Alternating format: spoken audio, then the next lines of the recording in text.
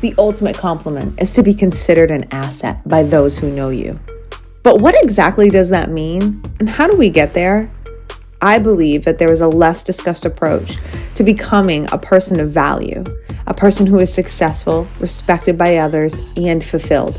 It's somewhere between the hustle culture and the ease and flow of manifestation. This podcast is designed to be a resource for the ambitious, the relentless, and the rare who are breaking societal norms, going against the grain, and are open to unconventional practices as we study what it takes to be a true asset in every area of life.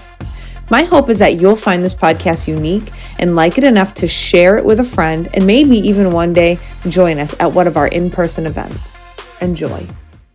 So how about a jewelry company made and designed by a medically retired female officer? Yeah, let's support her. It's called Blue Monarch Co. You can find it on Instagram. You'll be able to check it out in the show notes. Anyways, I've been wearing this necklace from her company since January. It has come I don't take it off. It comes in the shower. It comes in the tanning booth. It goes everywhere with me.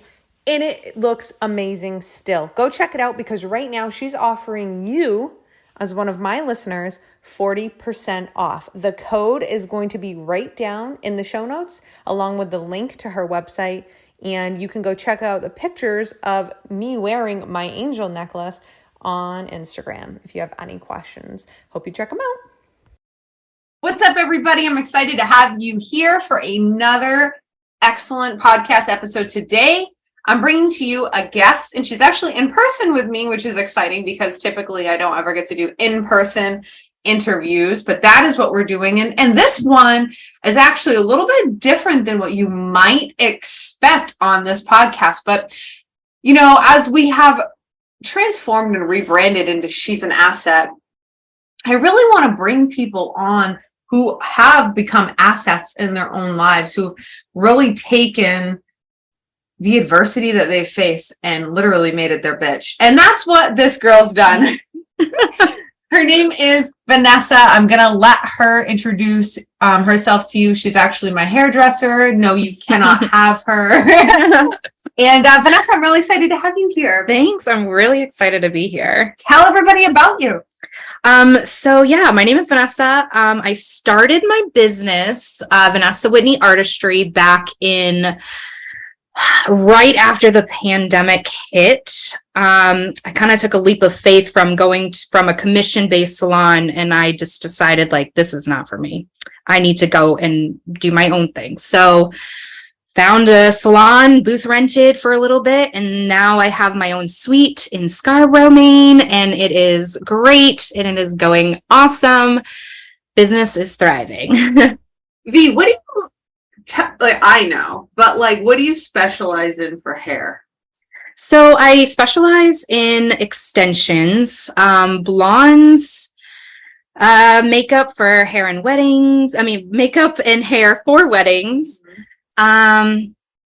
Just array of different things. When I found you, and this is a tip for any hair women listening. When I was searching for Vanessa, actually in your Instagram, you had you specialize in curly hair and blondes, and I wanted to be blonde and girlfriend's got curly hair. So it was really cool. And the reason I like that is because it made you stand out to me. Yeah. You know what I mean?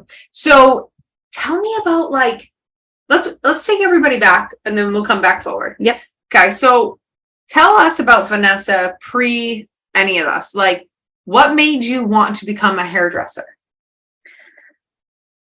It's a very odd story, but I'm going to tell it, and it's kind of crazy. So I feel like all throughout my childhood, I have always been involved in makeup and hair some way, somehow, whether it be dance, cheerleading. Everybody always asked me to do their hair and makeup. Really? All the time. I didn't know that. Yeah. Even cheerleading competitions, the coach would want us to have our hair a certain way for the competitions. And before every competition, we would all have a spaghetti dinner the night before and then sleep over. And it was just a great team bonding experience. And then the day of the competition, we'd all get up super early, and then I would do everybody's hair. Oh my God. For the competition. Everybody. How did that start? Or did you like do one person's hair really good, or your own? Or? I did my own one day, and they were like, how did you do that? And I'm like, I can't tell you. Like, I have to show you. I'm really bad at explaining things. So I was, even though I did show them, they were like, I can't get this. Like, I don't know what I'm doing. And I was like, it's really not that hard, guys. Like, and they're like, I know this is not my thing. And so I think at that moment, I was like, okay, maybe this is like something I want to explore when I get older. And then growing up through high school, there's been so many avenues that I wanted to take. And I knew I wanted to do something creative with my life and something creative job wise. There's been, I think I wanted to be like a music teacher at one point, an interior designer at one point, anything that had creative behind it. And I remember being in my guidance counselor's office, and I brought up hair, and he actually looked at me and was like, is that really an avenue you want to pursue? And I was like, well, yeah, I think so. Like, I feel like I'm good at it. Like, everybody always compliments me on hair or makeup or like whatever I'm doing. I was like, I feel like I could make a career out of that. Mm-hmm. And I remember him kind of sitting there, and he's like, well, you have some other great like options as well. Almost kind of like talking me out of it. Like, this isn't a good avenue to go down. Like, it's not something that's gonna, I don't know, pay the bills. Yeah, anything like that. Yeah. I had a lot of people tell me that. Really? Even, yep. I had a lot of people persuade me to do something else other than hair. Why? I have no idea. I think people, I don't know. Like, I remember my grandmother being like, you're going to be a dancer or an actor. And I was like, that's not me. Like, I'm not going to do that. No. Yeah. Even like my work, like when I told them I was going to cosmetology school, my boss sat me down and she's like, is this something like you really want to do? Like, everybody always asked me that. I don't know why, like, as if it's just not a really great career, but it is. It's such a great career. It's so rewarding. And it bums me out that people did that. But I looked at it as like, you can't tell me what to do. Yeah. You tell me I'm not going to do something, and I'm going to go back and prove you wrong, because that's who I am. That's who you are. I'm like, I do not like people telling me what I can and can do in my life. I'm going to control it. I'm the controller of my life in every situation that I have ever been in. Do you think that? So I just think this is so relatable, because we have a lot of women listening to this, men and women listening to this podcast, who really want to achieve greatness and whatever it is. Right. Yeah. And if they're, becoming first responders, if they're growing their own business, if they're hairdressers, if they're, whatever it is that they're doing. And I just feel like I have faced so much of that too. The whole, you want to be a cop? Like, when I was younger, I was 19 years old, because I was 20 when I became a cop. I was 18, 19. You want to be a police? Why would you want to do that? Go be an attorney. Like, what are you doing? There's an attorney. Yeah. There's no money in being a cop. And they're not wrong. Like, I knew I was never going to get rich from that job, but that was really, at that time. You were passionate about it. Yeah. That was my calling. Yeah. And it would devastate me, because I'm like, for me, so this is how I want to hear how you handled it internally, but internally for me, they'd be like, Autumn, you want to be a cop? And I'm like, yeah, why? They're like, well, I just whatever their reasoning was. And it always led to me like looking in the mirror and being like, is this really what I want? Did they see something in me that I'm not seeing? But no, for Autumn, what it was is they were seeing in me what they wanted. That's exactly it. That is exactly it. They wanted to go and achieve their dreams or whatever it was, but they were too chicken shit. And because I had the balls to go do it, they were like, no. Yep. You had to have. What about you? Like, how did you internalize it? Like, especially with your boss, I cannot believe that she sat you down and was She did. We actually had a conversation when I told her that I was going to go from part-time to full-time at school instead, and like switch that around and do work part-time. And what were you doing for work? Because I was working at a factory, making rope. Yeah, that sucked. Yeah. How fulfilling was that? Not very. I bent over backwards for everybody and got nothing in return. It was just like one of those jobs I feel like are just, they're dead end. In my opinion, for me anyways, I was not going anywhere. Even if I thought like, I'm going to climb the ladder and I'm going to be the boss of do I really want that? Do I want to be sewing rope for the rest of my life and be in charge of people? No. Mm-hmm. The only person I want to be in charge of is me. Mm-hmm. And that's it. Mm-hmm. I think that was like the turning point, because I was like, people are mean. I'm just like, not, it's like a factory like mentality, like just people are. Yeah. People are mean. People are. And I think it's a cultural thing. It's a leadership thing. And I really believe that in every job organization, the culture matters. Mm-hmm. And I just believe, especially, like, I can't speak for any other country, but I can speak for the US. Like, we don't put enough emphasis on changing that culture. Yeah. And you're right. So, what led you to working in a factory?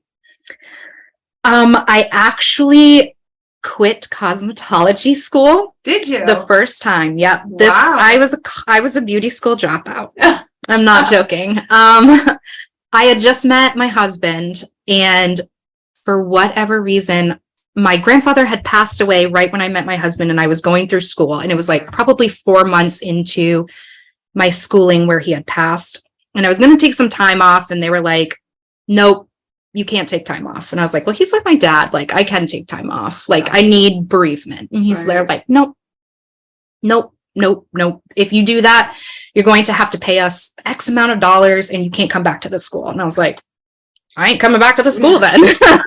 I was like, goodbye. I'm like, you can't tell me what to do. So bye.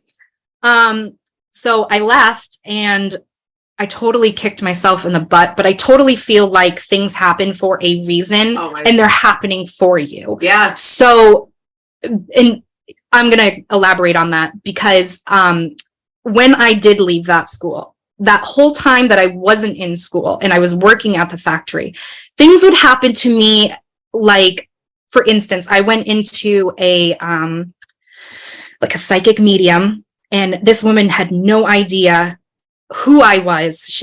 I went in on a whim. I walked in, and she handed me some crystals, had me sit down, and then she said to me, your grandfather's walking forward, and he wants me to tell you that you need to go back to cosmetology school because there is something there for you. That was way too specific for me to be like, okay, those dots are like, right, there's something there. I have to go back. Mm-hmm. So, and I knew in that instant that I didn't want to do hair. I know that sounds strange, but I wanted to do makeup. Mm-hmm. So I instantly was like, I'm going to go to esthetician school, because I remembered hair school not being that great. Mm-hmm.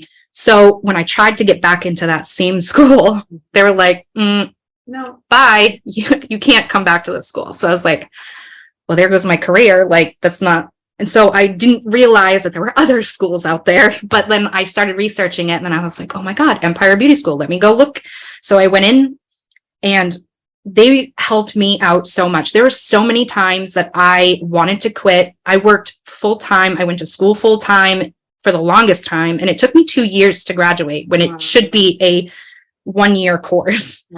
I took a lot of time off here and there. We had a lot of deaths in the family at that time. New things happened. We had bought a house in these 2 years that I was in school.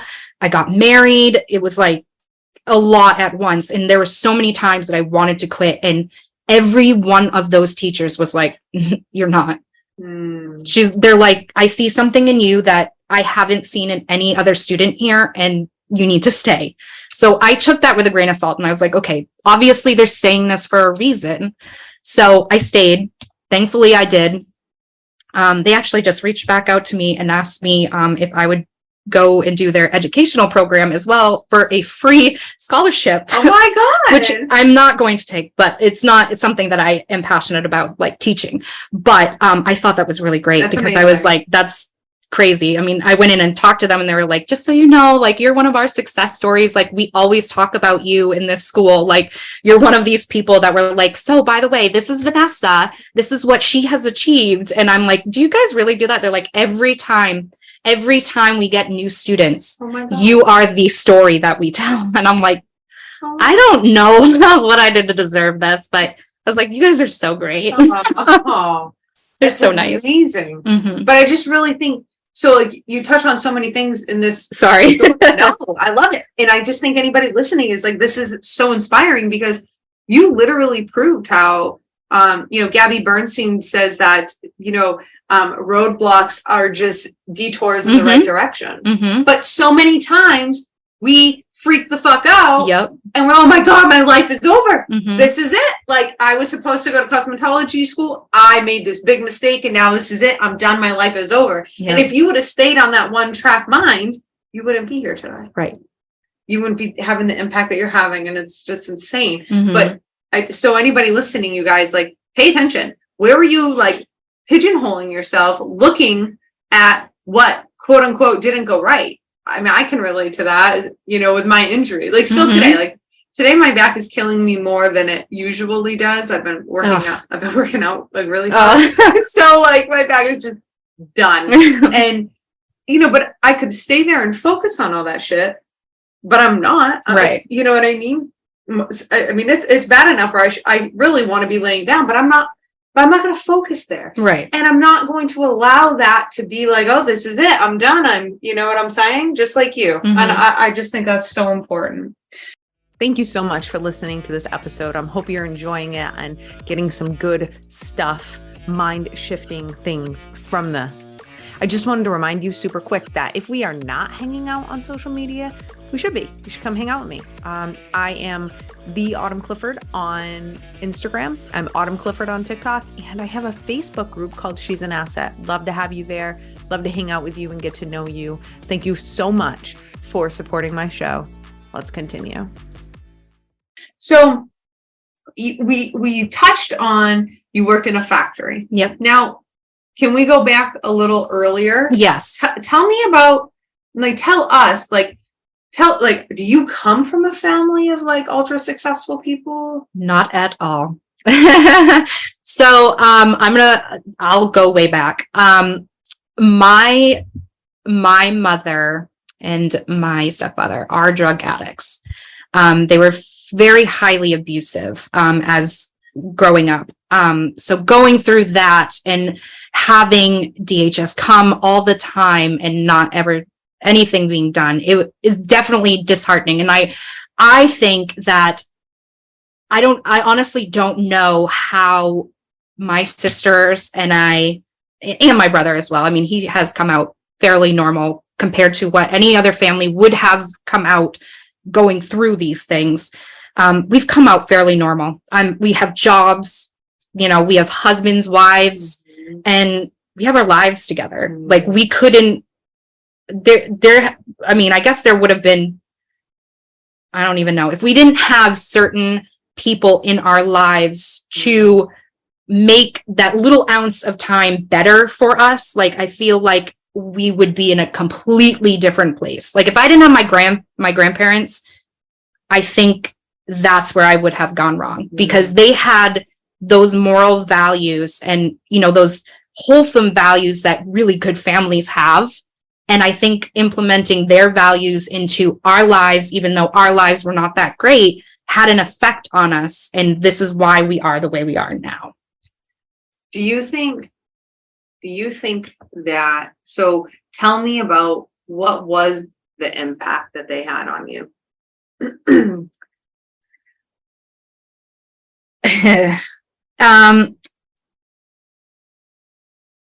I don't even know how to answer that question. I mean, did they inspire you? Did they believe in you? Never.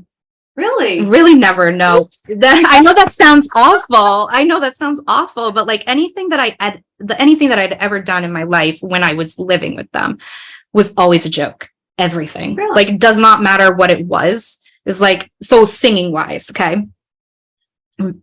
Vaguely remember there's this time that I was sitting in the back of a truck, not in the back of the truck, but obviously the back seat of the truck, and singing a Shania Twain song at the top of my lungs. And I remember my parents looking back at me and they're like, can you like sing like towards the other way, not like behind my ear, because you sound horrible. And anybody who actually knows that Vanessa has the voice of an angel. It's absolutely amazing. So Thank you. That's got to be devastating. I think this is partly why, like, you say it all the time. You're like, you're going to be a singer. But I think that's probably why I don't like to sing, because I have been told so many times that turn your head the other way. We don't want to hear you. Like, that was a big impact on me, because it's like, you're telling me I can't do something, but I know I can. Like, it's very like mind game. It was, yeah. So like you're thinking that you're not good enough because people are barking that into your ear like every day of your life. So, I mean, it's a weird thing, but I'm just happy that it didn't affect me to the point where it's totally devastated my life. Because it hasn't. Well, absolutely. And so, but your grandparents, did they believe in you? Oh, 1,000%. They literally did everything, anything. Like, if I was like, I really want, at one point, I almost went pro being a figure skater, because they were like, yes, I love, yeah, yep. I loved figure skating. I was going to be a pro athlete. They were literally took the time to give me so many skating lessons. I went before school, after school, everything. And the minute I left my grandparents, all of that went out the window. So it was like, I didn't have any after school activities, nothing like that. So it was like, we were really stuck in our home. Wow. Yeah. And what do you think, Vanessa, what in you decided at some age that like you were not going to be that person? Like, you weren't going to be like your mom or your dad, and like you weren't going to be like them. You wanted better, and you wanted to do better. What in you do you think, like, what was it? What made you want to do better? I couldn't tell you, honestly. I just never wanted to be like them. Just horrible people. I've never once heard anything positive out of their mouths. It was always a negative response to everything.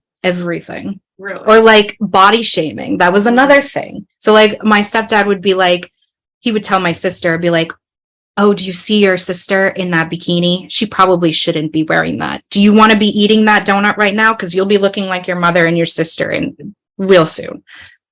Dead serious. So there's a lot of like, I still to this day have body dysmorphia because of that. Yeah. Like, there's so many things that I've carried with me throughout my childhood. But I do feel like I have learned from them. Like, they have made me a better person. Yes. Honestly. Yeah. And and I just would like to highlight your mindset around that, because a lot of us can get stuck in the victim mentality. Exactly. Of, oh no, woe was me. I grew up in a, I know that you grew up in a very unfortunate situation, and you could have got stuck there. 1,000%. Yeah. But you didn't. That's amazing. Like, all in itself, because the majority of people get stuck there. Yeah. So the transition, do you think that your mindset, and obviously we know your mindset had a lot to do with like where you're at today. Yeah. When did you start applying what I would call the energetics of success, or started working with energy and manifestation? When did you start implementing all of that? This is going to be strange, but it's honestly because of you. I'm not just going to say that. Yeah, like, I'm not just saying that. I'm dead serious, because the minute you sat in my chair, I just felt a vibe from you, and I was like, we're just going to be great friends. But everything that you had to say, like everything that you're always talking about, I'm like, you know what? She has a point. She has a freaking point. Why am I not listening to her? So the next few times that you sat in my chair, I really soaked up all that information. And I started applying it. And then I kept seeing things on TikTok about manifesting, and singer Ashley Cook in Nashville, she started journaling as if she was journaling. She's talking about the future, but as if it was right now. And everything that she was journaling future-wise has come true. And so I was like, you know what? You're putting it out there to the universe. I'm going to try that. Started doing it, and things have literally happened because I am writing that into existence. This is happening for me right now. Can you share a couple examples like that you shared with me earlier? Yeah. So this past few months have been a little crazy, but somebody reached out to me. It was a photographer that I had been working with all summer, hair, just makeup for senior photos. And she was reached out to by this magazine called Gladys, and they wanted to do a photo shoot with this senior who had won this contest, and they were looking for a hair and makeup artist. And she was like, this is perfect. I've worked with this hair and makeup artist all summer. She's really great. We'll have her, collab on this. So that was my first collab in a national magazine, and it's crazy. I still can't believe that that's even something that I did. But when I sat down January 1st and started writing these things down, I specifically said that after this magazine had come out, they were going to call me back for another photo shoot, as well as being featured in their magazine. And they called me up, or emailed me, sorry. And they had asked me both of those things. So right. I'm going to be featured as one of their top 100 success stories in their March, or maybe not March, maybe April issue. I can't remember, but they said spring issue. Oh, so, my goodness. Yeah. And I saw today on your story. Yes. Tell them. Fangirling. So Eric Vaughn does a collaboration. He's also an amazing hairstylist. He's like Insta famous. Wicked. He's got almost it's like 500,000 followers. Yeah. I'm like, it's crazy. But I posted a photo of this girl's hair. She had gotten new extensions, and Eric Vaughn and Bellamy came out with a new line of extensions called the Flex Weft. They're supposed to lay flatter on the head. They're really, really great. And these colors are just to die for, and I cannot stop ordering them. I'm like, every single time that I see somebody wants this hair, I'm like, okay, so I'm probably going to go get a set of these myself. I'm like, how many times can I change my hair color in a year? Or let me think, but I'm not going to do that. But yeah, so I posted it, and he reposted it, and it was like, big slay, and then literally posted my name under it and tagged me, and I was like, oh my god, that's crazy. That's because amazing. All of his people are going to see that. Yeah. So this is it's just great. Huge. It's great. Big stuff. Mm-hmm. When you come, this little girl who comes from a very abusive family, parents are on drugs, you're back and forth, you don't really have any stability, you were working in a factory, probably just for money. Yep. People can't see you, but you gained a bunch of weight due to unfulfillment, not being happy. 1,000%. Eating to fill, right? And then look at you. I mean, you were working, you become a hairstylist against all the odds. And then not only that, though, that's what I love, is that you don't just stop there. And that's really what I want to highlight for everybody, is that people just stop. For some reason in life, we get to this place where we just feel like, okay, it's good enough. Yeah, I'm good. This is good enough. And you didn't do that. And you're like, no, I want my own place. So, for everybody listening who you might not know, where she works, she has what's called a suite, and it's a very high end salon, what they call a block. So there's a ton of different suites in there, and there's hairstylists, massage therapists, and Botox, injections, spa things, tons, but it's very, very high end. It's beautiful. And it's so funny because when I first met you, you were like, that's what I want my own salon, but not really. And I don't know how to, and you were talking, you're like, I just don't know how to forgot about that. Yeah. And you're like, I just don't know how to make it fit. And then a year later, you're like, I found it, and I'm doing this thing. And not only that, opportunities are coming to you, and you're applying the principles of manifestation. The energetics of success skips nobody. What happens are people skip it. Yeah. And we think that this is what just blows my mind, is that we think that we can be, we're going to be massively successful without applying universal laws. You cannot be the greatest ever. You cannot be as great as you could possibly be if you do not apply the energetic principles because everything is energy. Mm-hmm. So the laws of attraction and quantum physics are always at work. You might as well work with them instead of against them. Yeah. And you are a walking, talking image. I mean, how much weight have you lost? It's close to 60 pounds. Amazing. And you look amazing. Thank and you. Tell them about the 5-pound story. Oh yeah, I forgot about that. That's another thing that I wrote down in my journal. That I've been struggling to lose the last 5 pounds that I've wanted. I really wanted to be in the 160s, and I could not, for the life of me, go past 175.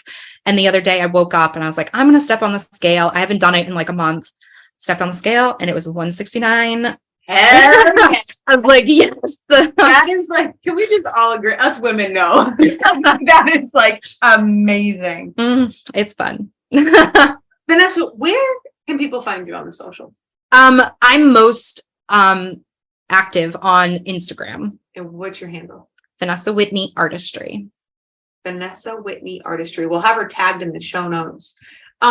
Before we leave, Vanessa, what would you give? I'd like for you to give some advice to the woman who might be struggling a little bit to find her way. What would you tell her?